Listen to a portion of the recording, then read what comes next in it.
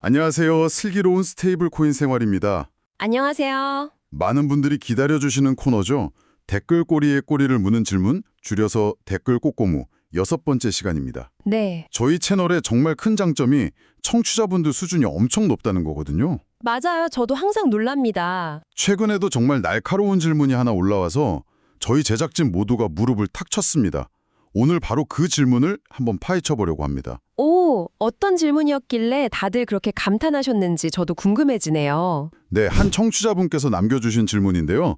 제가 한번 그대로 읽어볼게요. 첫 번째가 서클이 엑셀라의 핵심 개발사인 인토롭 랩스를 인수했는데 왜 엑셀라 네트워크랑 AXL 토큰, 재단은 속 빼고 인수한 건가요? 이거고요. 아, 핵심을 바로 찌르는 질문이네요. 그리고 두 번째는 창립자 세르게이를 포함한 핵심 인력들이 서클로 가버리는 게 엑셀라 생태계의 위기 신호는 아닐까요? 그리고 마지막으로 사용자 입장에서 AXL 토큰 없이도 엑셀라 네트워크를 쓸 수 있는 건가요? 이렇게 세 가지예요. 와, 참고로 이 발표가 서클 공식 발표 기준으로 2025년 12월 15일에 있었죠. 이건 정말 하나의 사건을 굉장히 입체적으로 봐야만 나올 수 있는 질문들이네요. 그렇죠. 네, 단편적인 뉴스로만 접하면 절대 가질 수 없는 의문들이거든요. 정말 시의적절하고 또 많은 분들이 속으로 궁금해하셨을 내용들입니다. 오늘 이 세 가지 질문을 축으로 해서 이 딜의 본질부터 미래 전망까지 한번 속 시원하게 풀어보죠. 좋습니다. 그럼 어디서부터 시작해볼까요? 사실 저도 이 소식을 처음 들었을 때 좀 헷갈렸거든요. 서클이 엑셀러를 인수했다 이런 헤드라인만 보면 프로젝트 전체를 다 산 것 같잖아요. 맞습니다. 서클은 인터럽 랩스의 두뇌와 기술을 사들인 것이고 엑셀라 네트워크는 나라는 독립적으로 유지된다. 이게 가장 정확한 표현일 거예요. 두뇌와 기술을 사들이고 나라는 그대로 둔다. 비유가 재밌네요. 네, 그러니까 엑셀라라는 프로젝트 전체를 인수한 게 절대 아니라는 점, 이걸 강조하시는 거죠. 바로 그거예요. 이 딜을 이해하는 가장 중요한 포인트입니다. 많은 분들이 서클의 엑셀라 인수라고 부르지만 엄밀히 말하면 그게 아니고요. 네. 엑셀라 네트워크라는 엄청난 인프라를 처음부터 설계하고 만들어온 핵심 개발팀, 즉 인터럽 랩스라는 회사의 인재들, 그리고 그들이 가진 지적 재산권, IP를 확보한 거예요. 아, 사람과 기술. 그쵸.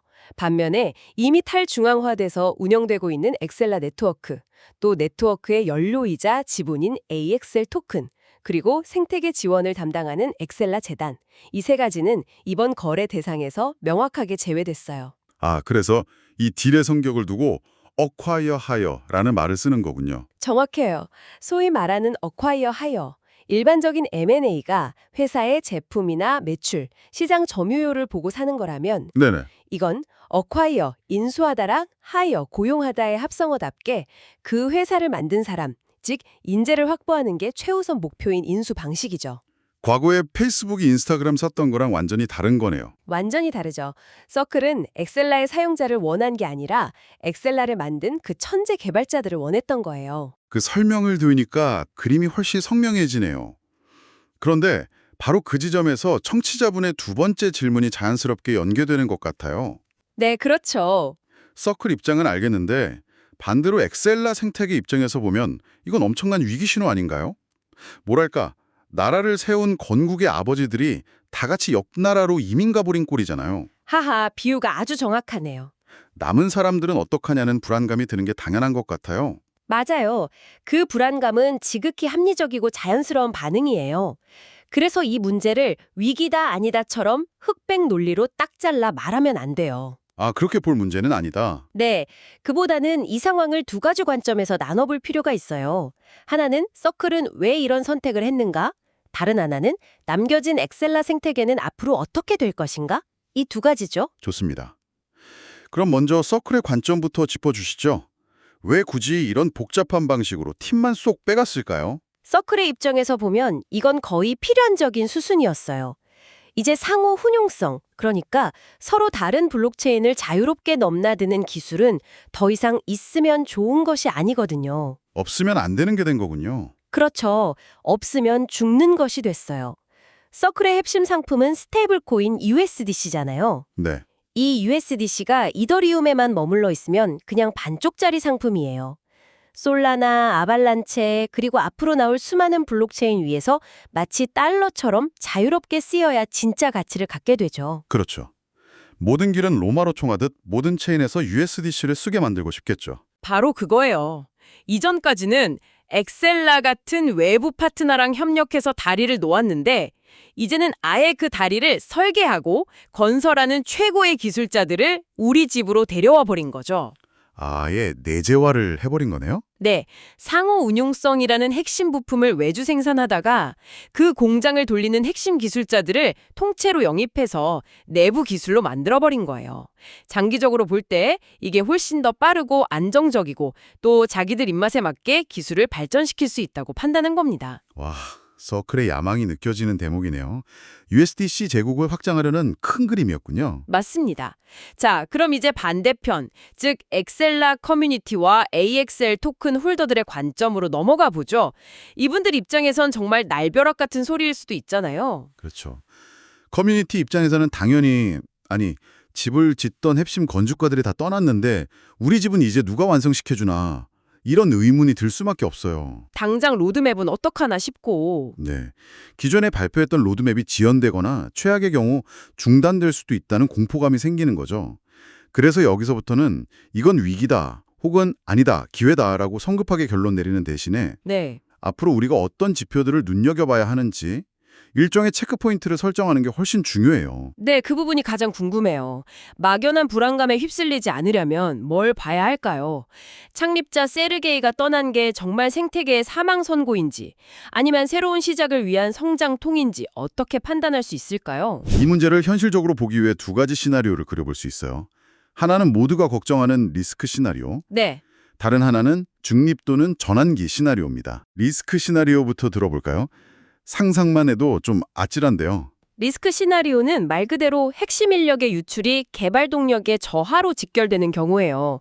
예를 들어 새로운 유망 블록체인이 등장했을 때 엑셀라가 발빠르게 연결을 지원해야 하는데 그 속도가 눈에 띄게 느려지는 거죠. 아, 대응이 늦어지는. 그렇죠.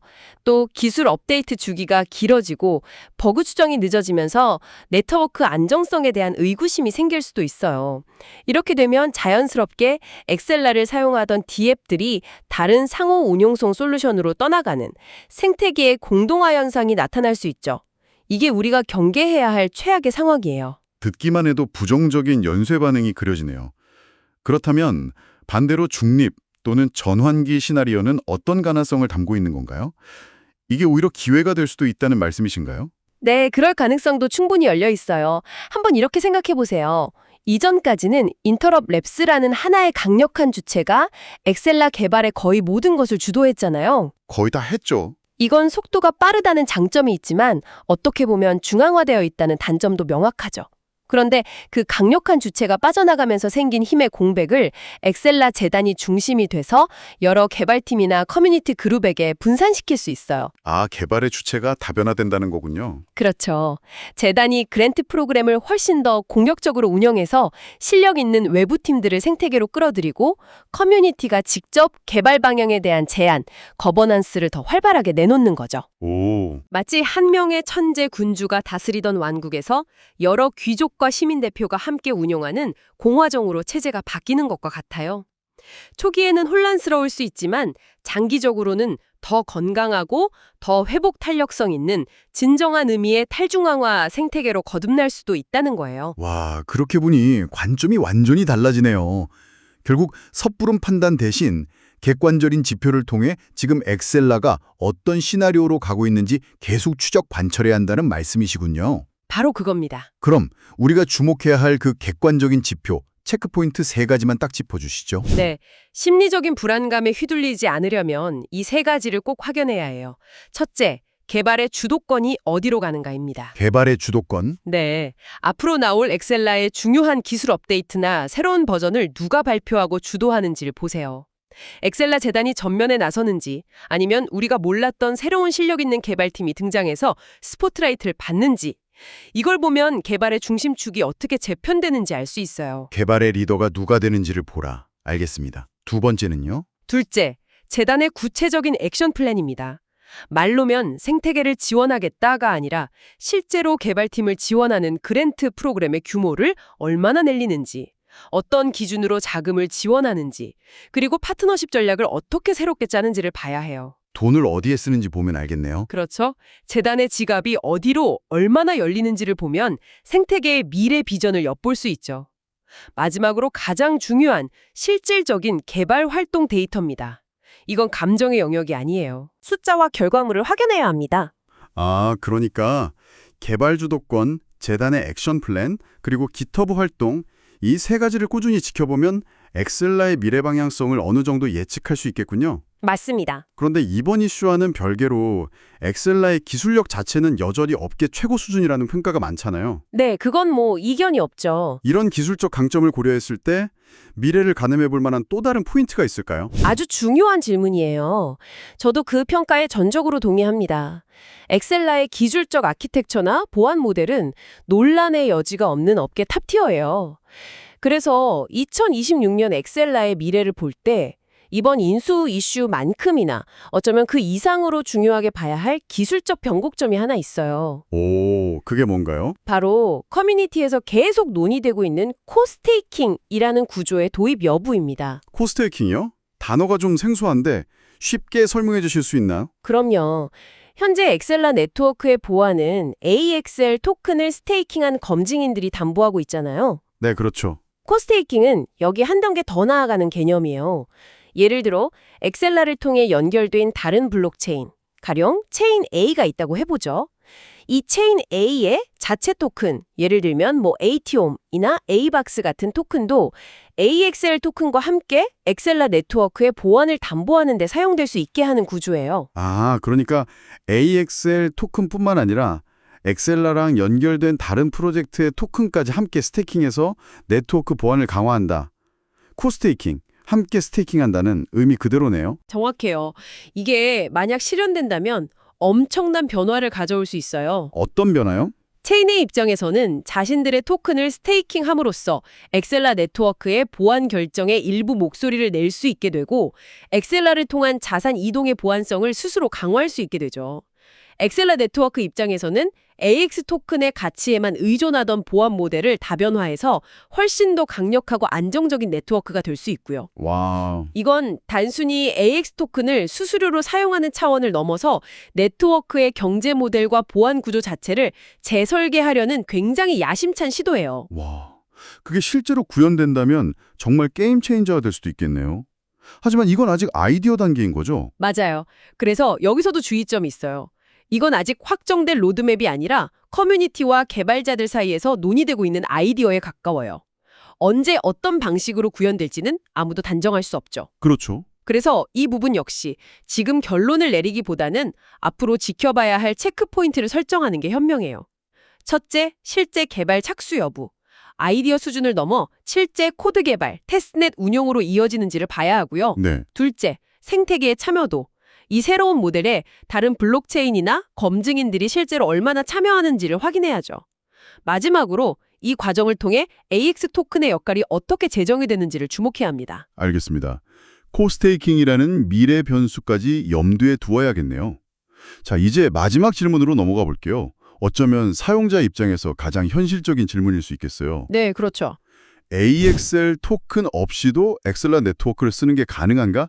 이 부분은 명쾌하게 답을 내려주시죠. 이 질문은 정말 간단하게 정리할 수 있어요. 관점을 딱 두 개로 나누기만 하면 돼요. 사용자, 유저의 관점과 네트워크의 관점. 사용자 관점에서는 어떤가요?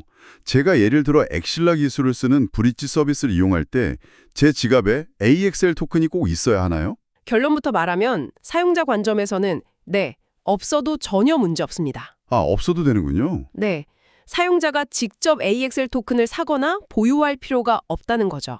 이걸 가스비 추상화라고 부르는데요. 사용자가 A체인에서 B체인으로 USDC를 옮길 때 그 과정에서 발생하는 네트워크 수수료는 서비스 제공자가 백엔드, 즉 뒷단에서 알아서 AXL로 바꿔서 내주거나 아니면 사용자가 가지고 있는 USDC의 일부를 수수료로 차감해서 처리할 수 있어요. 아, 그거 마치 우리가 해외에서 신용카드를 쓸 때 현지 통화로 결제되지만 실제로는 카드사가 알아서 원화로 환전해서 청구하는 것과 비슷한 거네요. 완벽한 비유예요. 사용자는 AXL 토큰의 존재 자체를 전혀 인지하지 못한 채 그냥 클릭 몇 번으로 모든 블록체인을 넘나드는 경험을 할 수 있게 되는 거죠. 이게 엑실라가 추구하는 사용자 경험의 최종 목표이기도 하고요. 그렇군요. 사용자는 AX를 몰라도 된다. 그럼 반대로 네트워크 관점에서는 왜 불가능하다고 하셨어요? 네트워크 관점에서는 아니요. AXL 없이는 절대 불가능합니다. 왜냐하면 엑실라라는 거대한 기계는 AXL이라는 연료로 돌아가기 때문이에요. 아, 연료다. 네, 체인 간 메시지를 전달하는 GMP 같은 핵심 기능을 실행할 때마다 반드시 가스비와 릴레이 비용이 발생하는데 이 모든 비용은 네트워크 내부적으로 AXL 토큰을 통해서 정산돼요. 더 중요한 건 AXL은 단순한 수수료 지불 수단을 넘어서요. 어떤 역할이 또 있죠? 네트워크의 보안을 유지하기 위한 담보물, 즉 스테이킹 자산이자 네트워크를 운영하는 검증인들에게 지급되는 보상, 그리고 네트워크의 미래를 결정하는 의사결정 투표권, 거버넌스의 역할까지 하거든요. 즉 네트워크를 살아 숨쉬게 하는 혈액과 같은 존재죠. 와, 그 비유를 들으니까 이제 확실히 알겠어요. 그럼 이 마지막 질문에 대한 최종 요약은 이렇게 할 수 있겠네요. 사용자는 AXL 없이 쓸 수 있지만 네트워크는 AXL 없이는 굴러가지 않는다. 바로 그거예요. 그 문장 하나만 기억하시면 완벽합니다. 정말 머릿속이 깔끔하게 정리되는 기분입니다. 오늘 정말 깊이 있는 이야기를 나눴는데요. 청취자분들의 궁금증을 완벽하게 해소해드리기 위해 마지막으로 오늘 논의의 핵심만 다시 한번 짚어주시죠. 네, 오늘 댓글 국고무의 핵심 내용 4가지로 요약해드릴게요. 첫째, 이 딜의 본질은 인재 영입이다. 서클이 엑슬러라는 프로젝트를 인수한 게 아니라 상호 운용성 기술을 내재화하기 위해 핵심 개발팀의 두뇌를 사들인 어콰이어 하이어라는 점을 기억해야 합니다. 네, 둘째, 위기 판단은 지표로 하자.